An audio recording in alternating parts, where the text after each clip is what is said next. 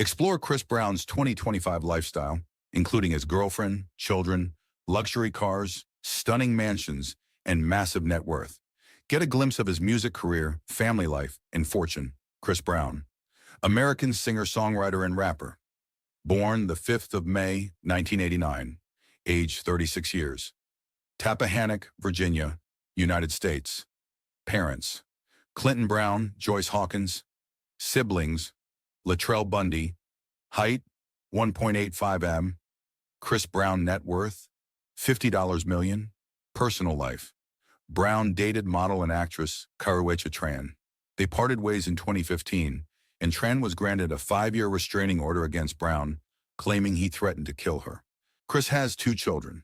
In 2015, Brown dated influencer and clothing line owner Amy Shahab and was rumored to be dating British pop singer Rita Ora.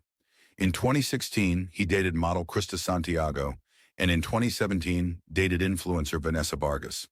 In 2018, Chris and Indonesian pop singer Agnes Mo became an item and even released a single together titled Overdose.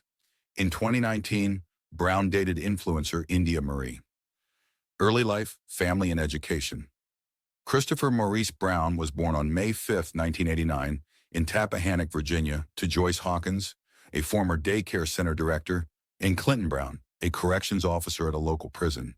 He has an older sister, Latrell Bundy, a bank employee. Music was always present in Brown's life, beginning in his childhood. He would listen to soul albums that his parents owned and eventually began to show interest in the hip-hop scene. His parents had divorced when he was 6 years old, and his mother's boyfriend terrified him by subjecting her to domestic violence. In a 2017 self-documentary film, Welcome to My Life, Brown recalls the couple's abusive relationship. Brown said that when he was 6, his mother's partner shot himself in the head, but did not die. The gunshot blinded him, the physical impairment only adding to his rage. Donald vented his anger and frustration on Brown's mother. "I had to hear my mom get beat up every night.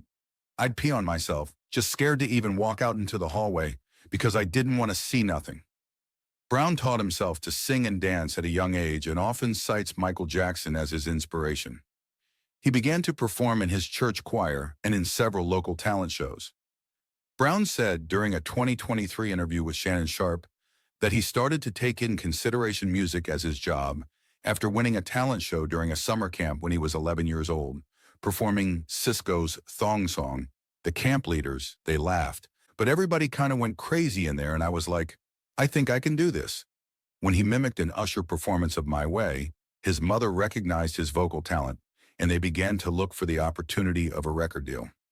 At age 16, Brown dropped out of Essex High School in Virginia in late 2004 or early 2005 to relocate and pursue a music career. Career, 2002. 2004. Career beginnings. At age 13, Brown was discovered by Hit Mission Records, a local production team that visited the gas station where his father worked while searching for new talent. Around the same time, he performed with one of his production manager's son, named TJ, for hip-hop artist Puff Daddy, but the rapper refused to sign him to his record label, Bad Boy Records. Hit Mission's Lamont Fleming provided voice coaching for Brown. The team helped to arrange a demo package under the name of C-Sizzle and approached contacts in New York. Tina Davis, senior AANDR executive at Def Jam Recordings, heard the demo package that Brown's local team had sent to Def Jam, and among the artists contained in the CD, she was impressed by Brown with his track, Whose Girl Is That? Davis later had Brown auditioning in her New York office, and she immediately took him to meet the former president of Island Def Jam Music Group, Antonio Ele. Reed, who offered to sign him that day, but Brown refused his proposal because Reed wouldn't talk to his mother. Brown then started to sojourn in Harlem, New York City, to seek a record deal. The negotiations with Def Jam continued for 2 months and ended when Davis lost her job due to a corporate merger.